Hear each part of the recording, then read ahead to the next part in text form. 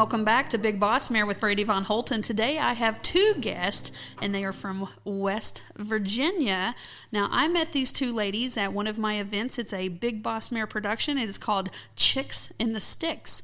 So this one right here, it's an all-inclusive women's event, and we focus on trail riding. But if I don't have to do them over the weekend, which is 2 nights and 3 days, then I offer them for 3 nights and 4 days at no additional cost. Okay, so these ladies took me up on the offer. They found me on Facebook, and they made the drive from West Virginia to come do a Chix in the Sticks. That was a Monday through a Thursday.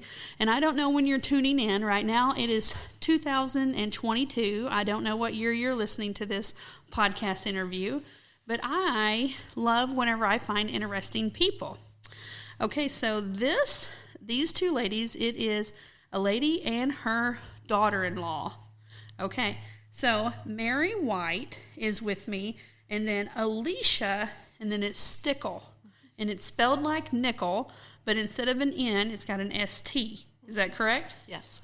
All right, now Mary is the cowgirl that we all hope that we get to be, because Mary drove here in her own truck and trailer. Alicia drove her own truck and trailer. But Mary is 84 years old. She is a 1938 model, but she has one heck of a story.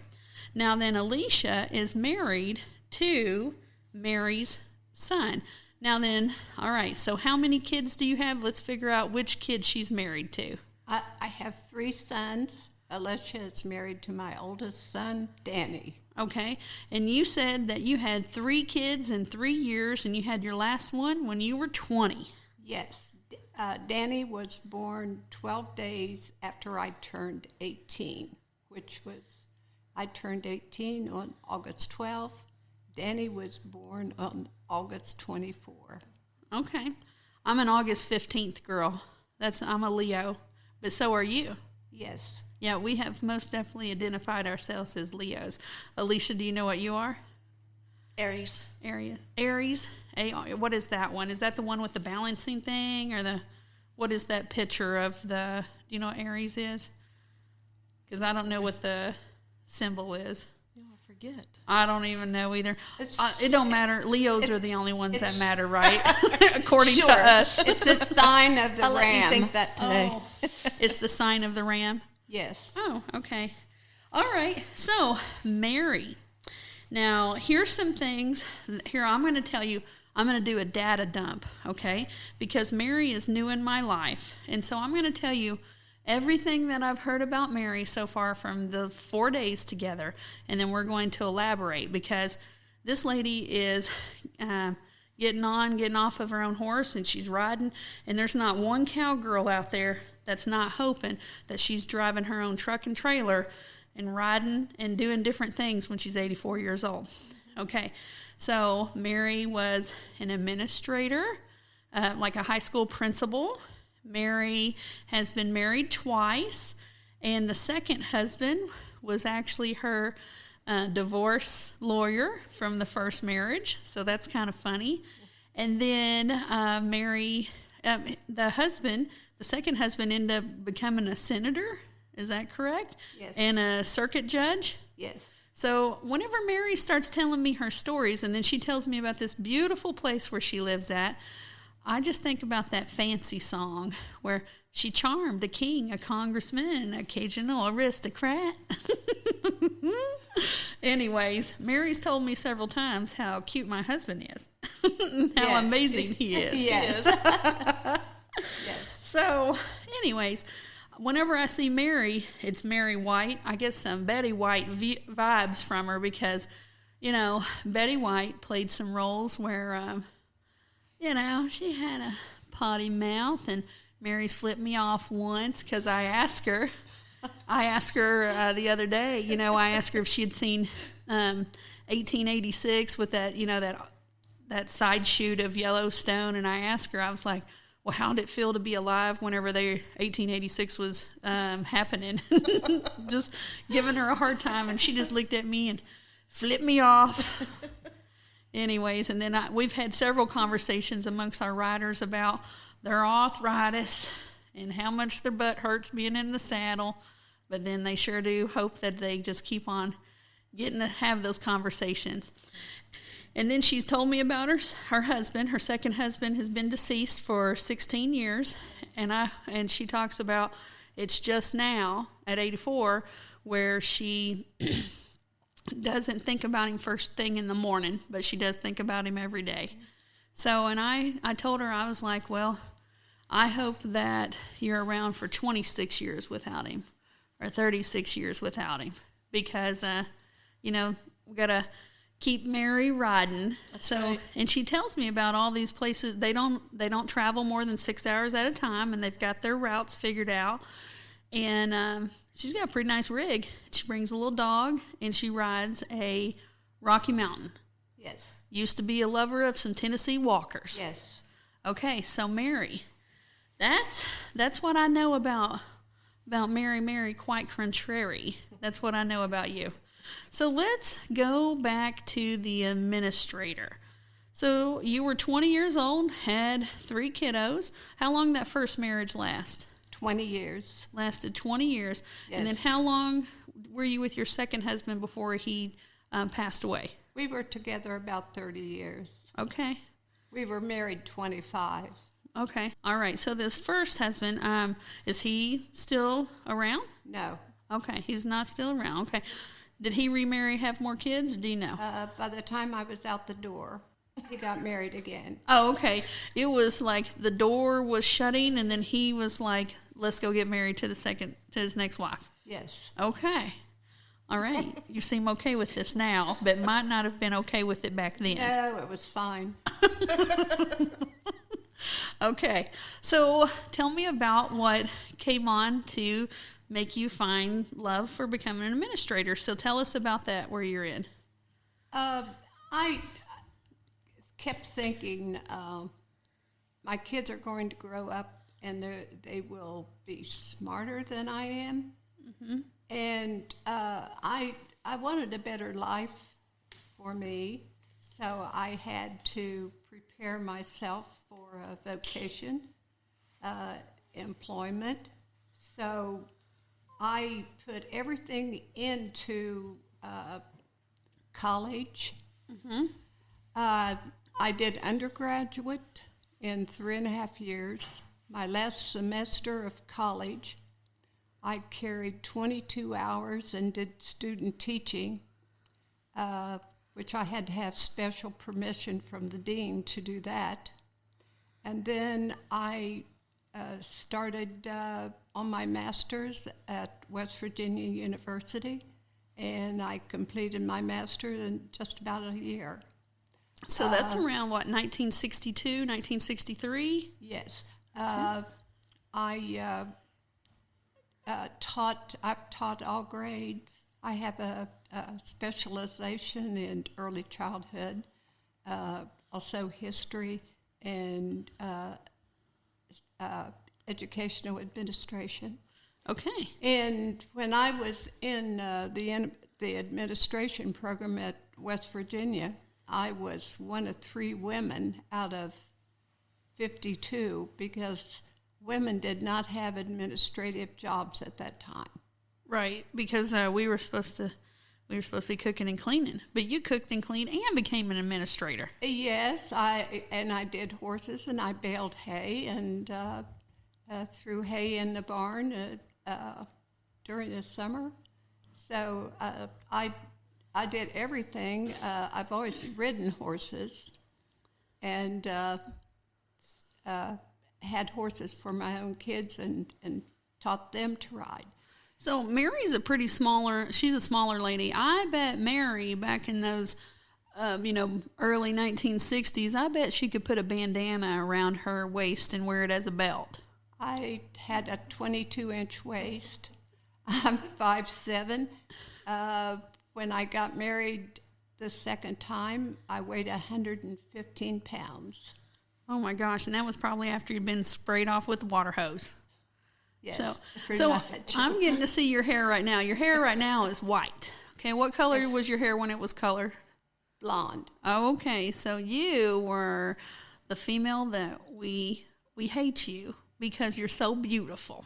I found back in those days. Just joking, ladies. All right. Oh, you should see the pictures. Oh, I bet you were a bombshell. Well, back in those days when a woman had a position in administration, especially in the school system, you found that other women were actually jealous of you. Yeah. I always got along better with men than I did women. Oh, yeah. Well, I can relate to that because, I mean, that's the way my whole life has been. But now I'm finding my women. I'm finding my tribe. You know, I joke around, like with our boarding barn here at Von Holten Ranch, I joke around that I want people to fill out an application, and question number 1, have you started menopause? Okay. And if the answer is yes, then please continue with the application. Okay. Yeah. Just feels like they get a little more mellower the older they get. I am finding my tribe, and it's in the 40+ category a lot of the time. And then young people will they come flocking towards me if they're gaining confidence, you know. So all right, so tell me about this county where I think you had told me you were the only female administrator in the county that you lived at in West Virginia. Where are you at in West Virginia? Well, I grew up in Doddridge County, West Virginia, which is really out in the sticks. They think that this is Chix in the sticks here. It was the real sticks. Well, you know, West Virginia is not exactly known for city town. Well, I grew up in a hollow called. Was it Butcher Holler? It was Birch Run. Birch Run. I was messing with you because that's that coal miner's daughter line talked about she was raised in Butcher Holler. Yeah. So West Virginia, man, you know what I think about West Virginia, and you might have to tell me if I'm wrong or not, but man, I envision some people that if they wanted to be off the grid, they could be off the grid pretty quickly. And then I envision a bunch of steals and alcohol being made, and I just envision a lot of people that love the Second Amendment. A lot of people that love the Second Amendment. I probably envision that, and just some good old boys that are getting some stuff done. Like a little bit rough stock is what I envision. A lot of people like strong, very Americans is what I envision in West Virginia. I was the youngest of 7. My sister was almost 30 years older than I when I was born. She had 2 children, a boy and a girl, and I grew up with them as my brother and sister. Wait, so you're the youngest out of 7, and there was a 30-year gap between number 6 and number 7? And is that correct? My youngest brother next to me was 10 years older than I. So I pretty much grew up alone. Hold on a second, Mary. Hold on. So you said there's a 30-year gap between number 6 and number 7. You're number 7, correct? Yes. And then you just told me there was one that's 10 years older than you. No, my sister was the oldest. Okay. And 30-year window. Okay. Then I had 5 brothers. And the brother next to me was almost 10 years older than I, and he just passed away. Okay. He was in Savannah, Georgia. Okay. And I kind of grew up with 5 fathers and, a lot of bosses. Oh. So it wasn't easy to get away with anything. So right now you are 84 years old, and your oldest sister would be 114 because she's 30 years older than you.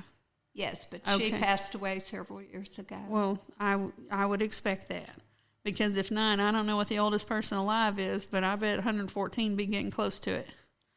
I don't know. Well, hopefully we'll find out with Miss Mary. Because, they say the good die young, and I think Mary's going to live a while. I do too. Really. Okay, so there was a 30-year span that your parents had kids, From the first to the last. From the first, and you're the last, yes. And the one closest to you. So they had most of those kids. They had 6 of them within a 20-year span. My mother was 47 when I was born. Man, I bet she was like, oh, Lord, I got to go through it again. And I bet she was like, surely I'm going through menopause. Surely I'm going through menopause. And then you were like, nope, here I am. Well, I always heard that if you have a child going through menopause, that there's a big chance of them being retarded. So I always thought there had to be something wrong with me. Because you weren't. Okay. But yeah. I had something really interesting, and this sounds like I'm bragging, but I had this male teacher, and he was also principal of the little grade school where I went, and he sent me word that he wanted to see me, and this was after I had married Sam, my second husband. So I went to his house, and he said, I always wanted to tell you that you were the smartest kid I ever had in school. So. Well, that's a big compliment. Yes. Okay, so tell us about whenever you were an administrator. I think you had told me that a lot of times whenever there was something new in education, people would come to you because you were the only female administrator in your county, but you would be willing to try some things. So do you remember talking to me about that? Yes. Now, we're talking about several years back. Right. We know that it's completely different now. Yes, and you have different terminology for each acronyms. Yes. But when they wanted to start a learning disability program, now this is not Doddridge County. This was Ritchie County, where I was a principal there for 10 years. So they wanted to start a learning disability program, and so they started it in my school. Vocational was a big thing. The vocational education came on. It was the big thing at that point, and so I was the person they sent to Phoenix, Arizona for a seminar for training. So any new programs that came along, the superintendent felt comfortable asking me to start the program. Okay. And I really felt, special. He never made it an issue that I was a female, that I couldn't do what the males did. But truly, back in those days, women had to do things 10 times better to get the recognition that men get. And I found out over the years that women are really great with the minute organizational things. Yeah, most definitely. Well, I understand about, so I'm a plus-size cowgirl in a cowboy's world. Girl, I know all about, a lot of people doubt you, but it's just not the same thing now. It's, men in the horse world, it's tit for tat. Like now, people, it doesn't matter your age. They do ask that you be a little bit older. It seems like more people are respected when they're at least 40. But now there's younger people that are paving the way, and just seems like what a different world. But it used to just be a man's, this is a man's world. Used to be all about that, and now, boy, things have changed. So when did you retire from the education world?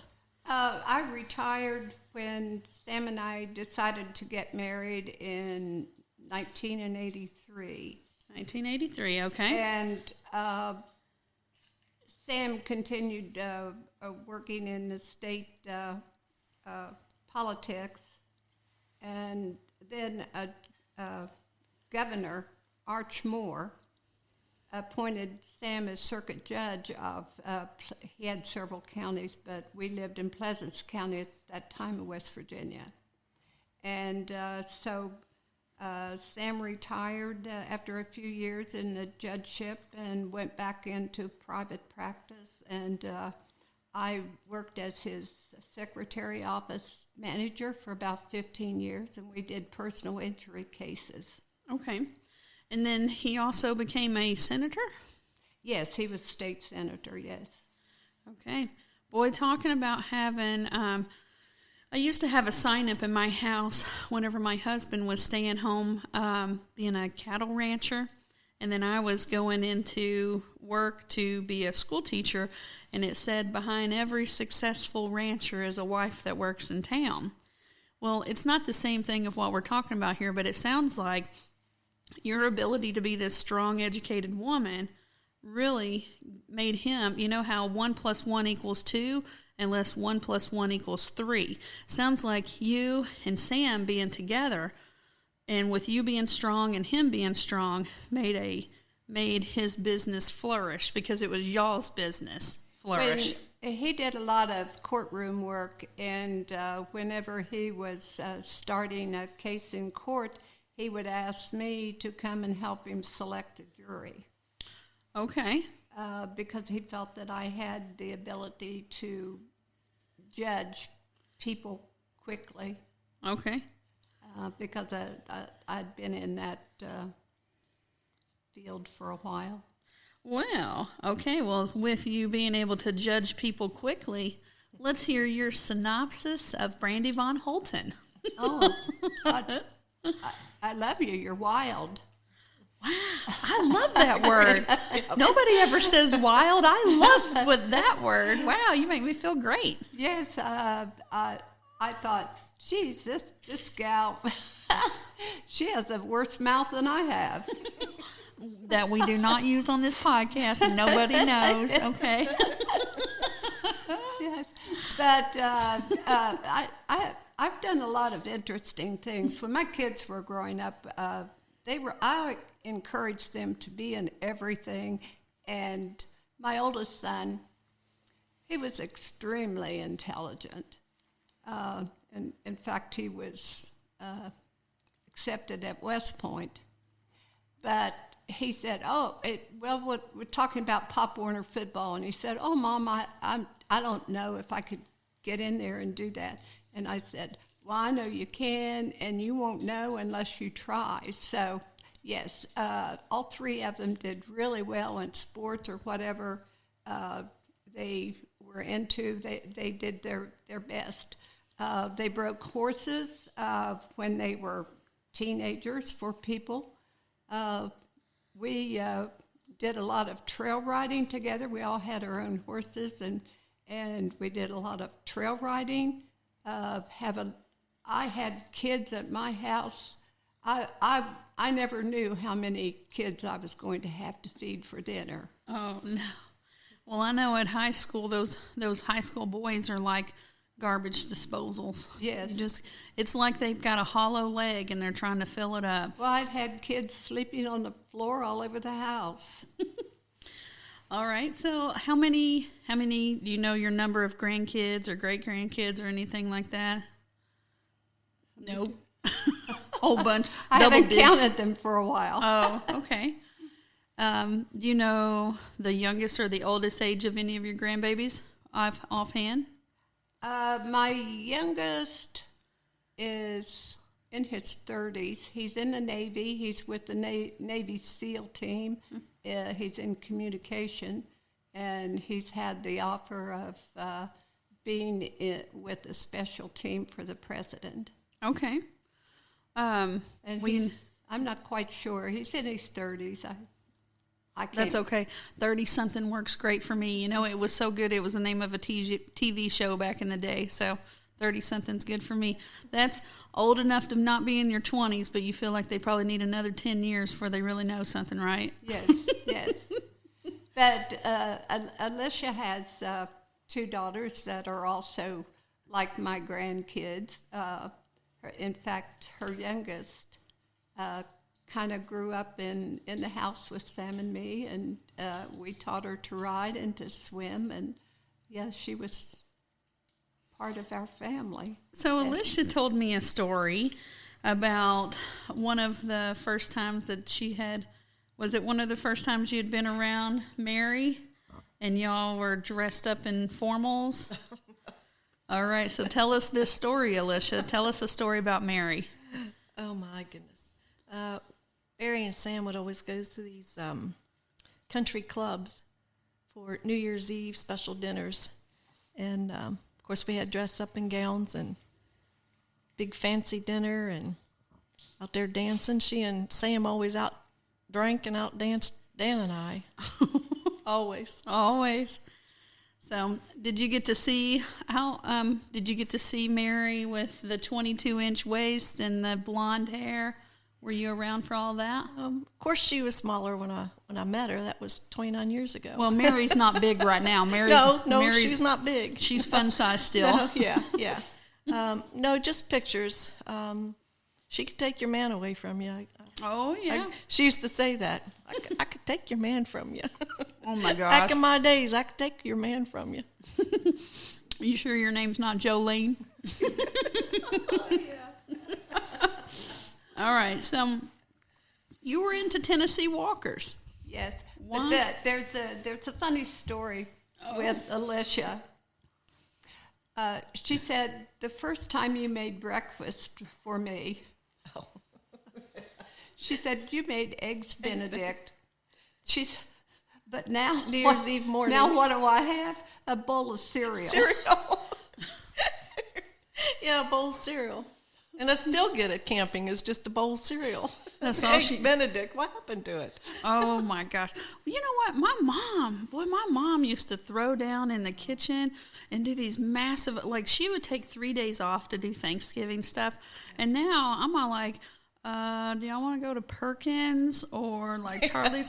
That's what Mary does. Yeah. She would do these ducks and all this stuff. Now she gets her rotisseries from Walmart. Mary, good Lord, those rotisseries from Walmart are pretty good. I know they are, but nothing like her duck. Oh man, There is a funny story about my cooking too. When I was in high school, my girlfriend said I couldn't boil water, and when I was married to Sam, I would do dinners sit-down dinners for like 50 people. And start with appetizers through dessert. So I ended up that I could cook pretty well, and my kids. You still did that first couple years of me meeting you. You still did almost a seven course dinner. Yeah. Yes. So I'll tell you something about these two is, whenever I'm a pretty good judge of character, and I just leap into friendships and relationships, and then, kind of dumb on my part because, boy, I've been tore down to the bone by that stuff before because I openly love people, right? And then I'll find out they're just using me or something like that. But I've gotten a lot better at figuring people out. So, do you know there's only been two people that have ever talked about wanting to travel with me and go horseback riding, because everybody always assumes that I won't. And I'm over here like, man, I miss these. People come to us now, but I would like to go with them to other places. And you were like, you want to go to Utah? And I'm like, yep. Yeah. I wanted to go to Utah. I wanted to go to Utah this year. Yeah. I'm like, yeah.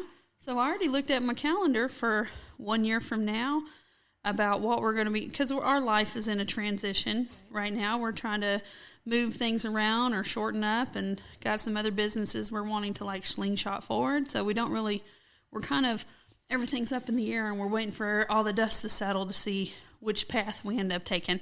But I've already talked to my husband last night about we want to go to this homeschool conference that's in California. And then my husband's just like, California. And I'm like, yeah, we want to go to California. And then you were like, well, Utah's close to California. So last night and my husband does not like to ride hardly at all, so it's uncomfortable for him with all those motorcycle knee surgeries that he's had, and his horses kind of stank. So whatever. But I want to ride at Peekaboo.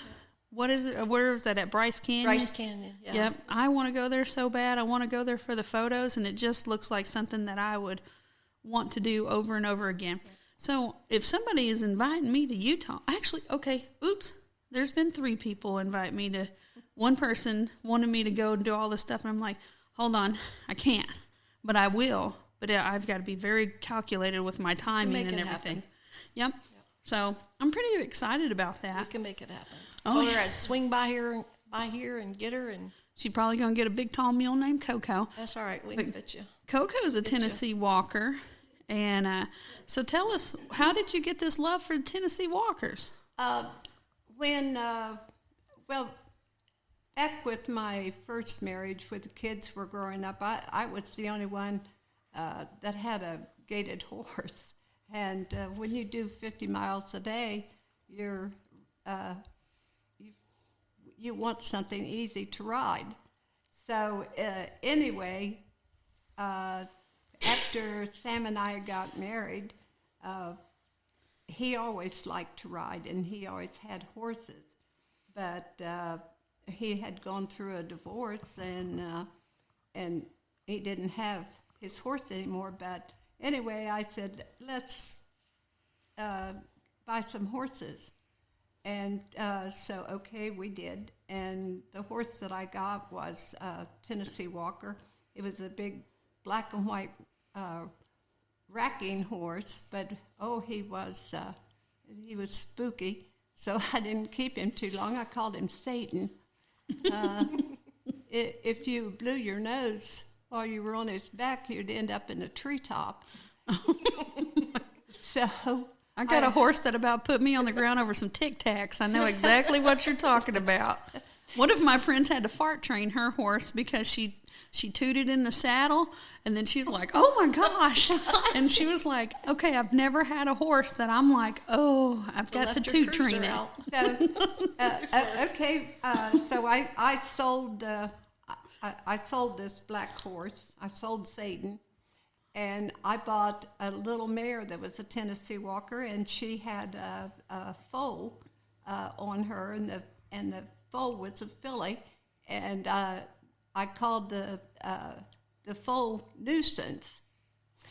Well, my little mare did go blind, and we had to put her down. She got injured, and we had to put her down. So I cried a lot over it, and Sam woke up one night in the middle of the night when I was crying. He said, if you quit crying, I'll buy you a good horse.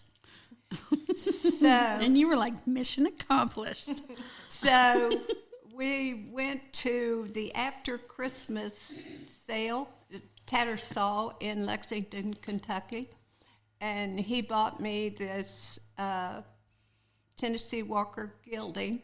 They had him in harness when they came in and showed him, and they took the harness off and put and the bridle and put a baler twine in his mouth and showed him that way. So anyway, Sam bought this horse for me, and his name was Midnight Countdown. And he was about 5 years old at that time, and I kept him until he died. In fact, he died after Sam died, and he was 30 years old. So It's a good investment. So Sam really got into the walking horses after I got the count, and we went all over Tennessee and Kentucky. He had in his mind that he wanted a black stallion with 4 whites and a white blaze. And we found him, and his name was, he was out of a hacksaw horse, and so his name was Hack. And we then bought a mare that had been in pads. They call those big lick horses. And we took her off of pads and made a brood mare out of her. So I then, the little mare that I got, I started breeding her to a world grand champion, and I got a show mare, and I started showing her around in Kentucky, and we were doing really, really well with the big boys. I was kind of proud because I was the only person that had ridden her and trained her, and I worked a lot with the Carswells at Seventh Heaven in Moorhead, Kentucky. And I really got into riding all disciplines there, the big rack horses and the heavy shod. But the mare, we did really well. We went to the Greater St. Louis celebration, walking horse celebration, and we did a second place in country pleasure there. So I was really proud of her. Okay. So, okay, tell me about, you said when you were, I think it was 2011, so this is 2022, so 11 years ago, so it would put you at 73. You were on a trail ride and came off the horse. Is that correct timing? And it stepped right on your chest. I had bred my mare again to the same stallion in Kentucky, and this little filly was born the day after Sam's funeral, and I called her a dandy finale.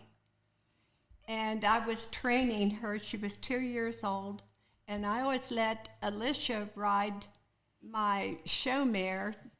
She loved her. She called her the Cadillac Ride. So anyway, I was training this 2-year-old, and we made the trip to Custer, South Dakota. And we were doing really well. Her gait was coming along really well, and we could ride out alone.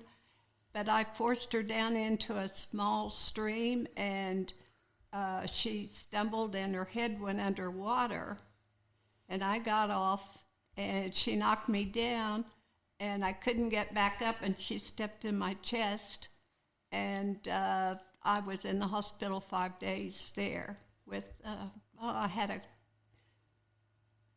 gosh, what all did I have wrong with me? I think you had some ribs broke. Oh, Yeah, yes. but back up.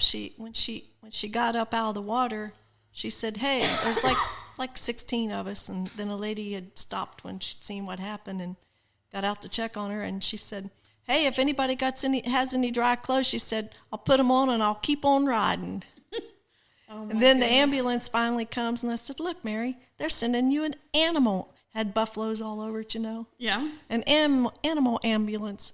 So they take her into local there at Custer, and they couldn't do anything for her there. They had to send her on. They didn't have surgeons for you or something, Right, didn't they? right. They sent me to Rapid City where they had a surgeon. I was on blood thinner.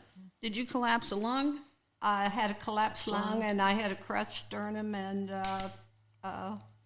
all broken ribs. Yeah. Yeah, and my whole chest. You had 3 broken ribs? 3 broken ribs. All these were broken. Oh, okay, right there. Yeah. Yep. On her lower left side. That's Yeah. what she's showing me. But So what did the doctor say to you after, they'd find out here's this 73-year-old lady that's riding in South Dakota, got her chest stepped on in the creek? Did he... he was a real young, good-looking surgeon, and he came in and he sat down on my bed and he said, "I have this horse I need you to train." And then he said, when he got ready to leave, he said, "Is there anything you want?" And I said, "Yes, a bottle of wine." And he said, "Girls, you hear her? Get her some wine." But she did send me out to get some. Oh, she did send you out I to did go out to get some. Are you a red or a white wine kind of person? I like a German Riesling. Okay. Not the real sweet.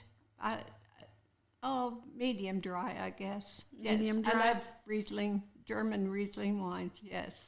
So there's more to this story, because there was something like all of your people that were riding with you had gotten cigars, but then here you are with a collapsed lung. You were mad when you were telling me that you did not get to smoke this cigar with them.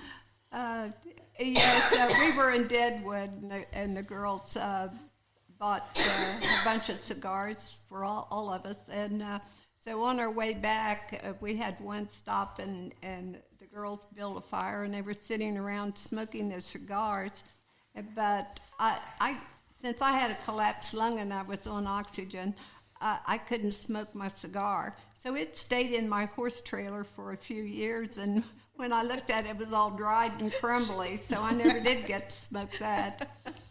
Yeah, Mary and I got to talking about how much we enjoyed smoking before. I love smoking cigarettes.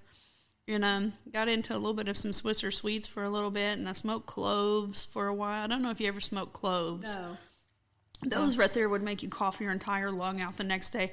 But they were so sweet when you were smoking them. And I told him, if I make it to 90, I told David I'm going to load a harmonica up and just smoke like 4 or 5 of them at one time. just be like, all right. Nobody ever tells you how much they loved smoking. I mean, it's rough on me now, and I think it's a year for healing of the lungs. That's what I'd heard before. Oh, I love smoking.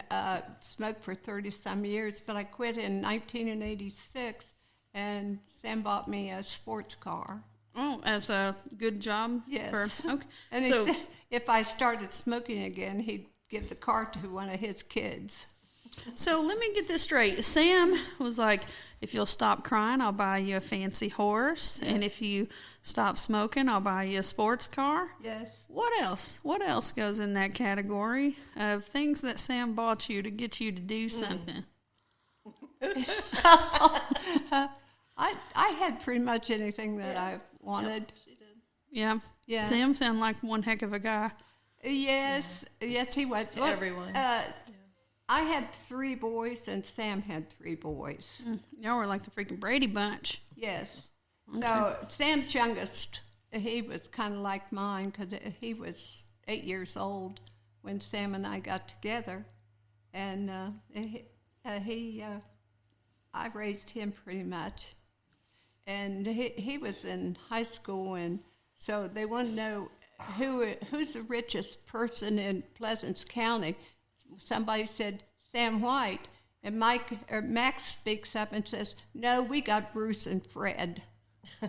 Who's Bruce and Fred? Sam's older, 2 older boys. Oh, so are all of your boys and all of his boys still alive? Sam's, yes. Sam's 3 boys are all attorneys. Okay, they're all attorneys. attorneys. One in Atlanta, Georgia, and one in Kaiser, West Virginia, and one in Parkersburg, West Virginia. Okay. And then your 3 boys are still around? Yes. Retired. Okay. If you can believe that. You got anybody still ride besides this daughter-in-law that's with you? Danny, my oldest, still rides. And that's Alicia's husband? Yes. Okay. So you ride a Tennessee Walker? Dan, he rides a racking horse. Yeah. He rides a racking horse. I think it's Walker and standard bred mix. Okay. But it's a racking horse. Really he loves nice. to ride. Yeah, really nice. Do you know? Okay, so it's always kind of weird about other people's experiences, okay? So around here for Von Holten Ranch, I've had 3 racking horses that belong to people. Just random, like one from Illinois, one from around Kansas City, and the other one's in South Missouri, okay? But then I have a large group of African-American cowgirls and cowboys, and they are all on racking horses. So I have this massive group of people that have racking horses, and then I'm over here hearing from these 2 girls from West Virginia about y'all's Tennessee Walkers and your racking horses, and I'm over here like, my head's over here like, bing! Wow, okay. That group would love you and all your racking horse knowledge, Just kind of weird how the world, how you find little pods of people and they end up with like the same group of horses. Not a lot of people have racking horses that come here. I don't know why. But you've got a horse. Alicia, you're riding what are you riding? A Rocky Mountain. Boy, Rocky Mountain horses there's a lot of people. I'm beginning to see more of them. I didn't see as many when we first started. It was like an oddity to see a Rocky Mountain horse, and now I'm seeing them at least a couple of times a month. For the most part, Rocky Mountains have a very even temper, and they're nice horses to work with. I haven't seen a Rocky mule yet. A Rocky Mountain mule. I don't know if we have. Have you, Mary? No. Have you seen one yet? No. Well, if you're listening to this podcast and you got a Rocky Mountain mule, you better show me a picture of it because I ain't seen one yet. 'Cause you've been around. We've been around a lot of states, new friends, everywhere we go. Yeah. So tell me about some of these places that y'all have traveled and done, and Tell me some like different states and places that y'all have rode. We let's see. We left April the 14th for 5 weeks, and I pick out a route where we travel about 5-6 hours a day. We don't like travel at nighttime, but so I pick camps that I find like I found Brandy Von Holten on Facebook. Find camps that we can camp out for 3 or 4 or 5 days and move on to another place. So we completely, from West Virginia, started out in Tennessee all the way around down Georgia. Met up with some friends from Michigan border, Indiana, Tennessee, Kentucky. So tell me a couple of things that's made y'all be so successful at traveling around by yourselves. What are some things that you always make sure that you have with you? What's some tips to give people? Well, I've had some flat tires, so I now have 2 spares for my horse trailer. I had a flat tire, and we didn't have a compressor to air up the tire. Chattooga. So Camp in Tennessee. we bought one. Yes, so now we have 150 psi pancake air compressor that, by the way, your husband David put our air hose together, so we're traveling without the air hose. But so now we're equipped to take care, so we don't have to depend on anyone Y'all can to take care of us. Yeah. Okay, and you always And we also get our trailers faithfully serviced before we leave. I mean, we're talking about bearings. We're talking our RV there in Jane Lou, about less than 5 minutes from us, opened up an RV place, and so they checked us out. They do a MPI inspection, head to toe. Okay. Bearings, so we have that faithfully done. And tires, everything is faithfully. So we got to depend on each other. I don't want to depend on anybody else, right, if needed. So we don't even carry tools. We're not mechanics.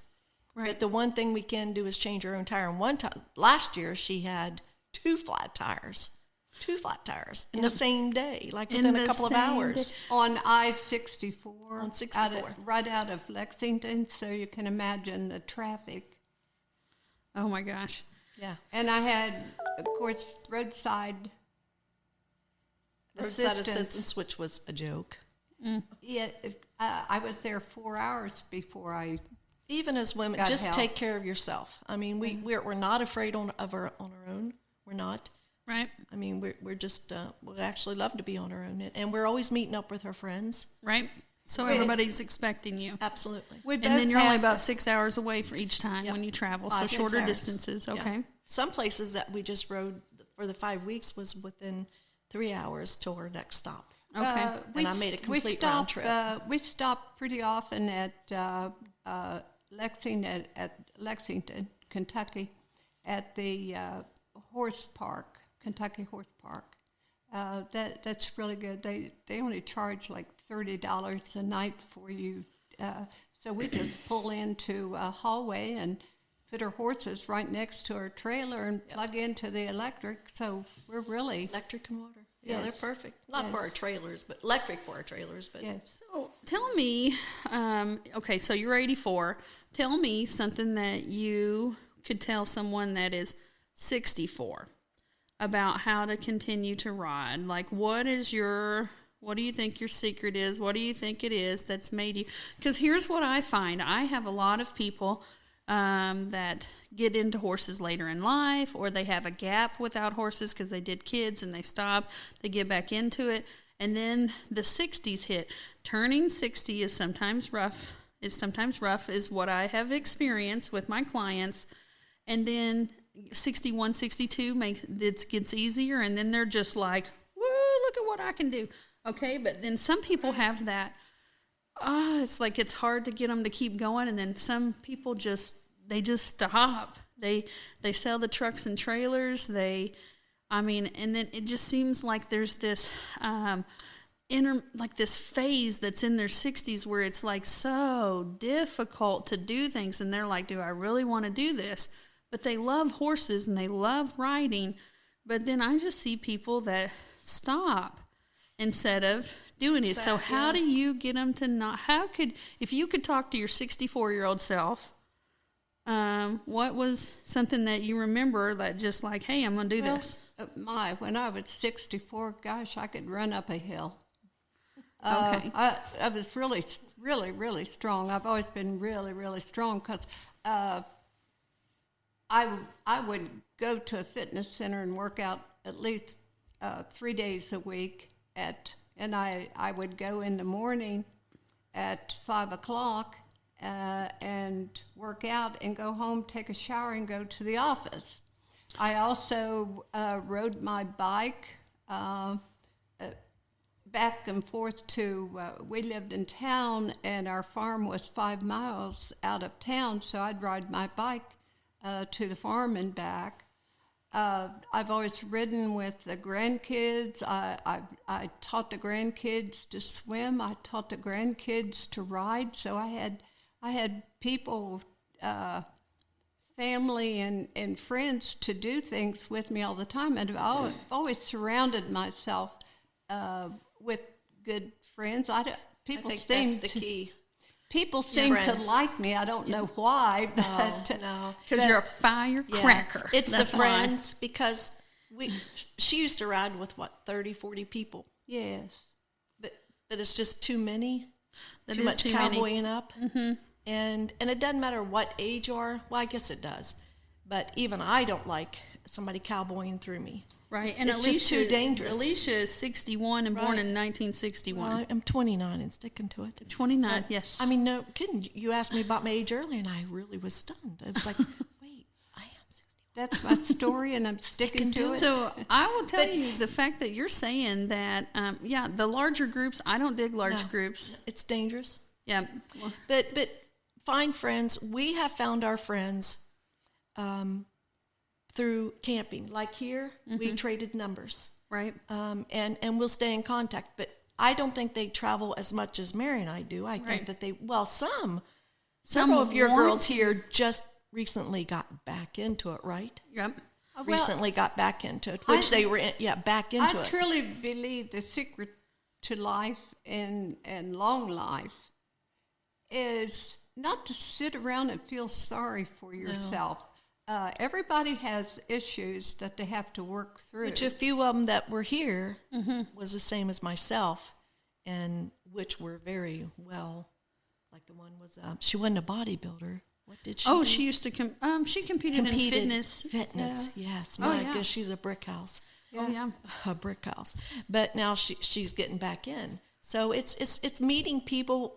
If you're going to, I think somebody at 60 plus is find some good friends. And you don't know, like, was so excited to meet Brandy from Facebook, following her.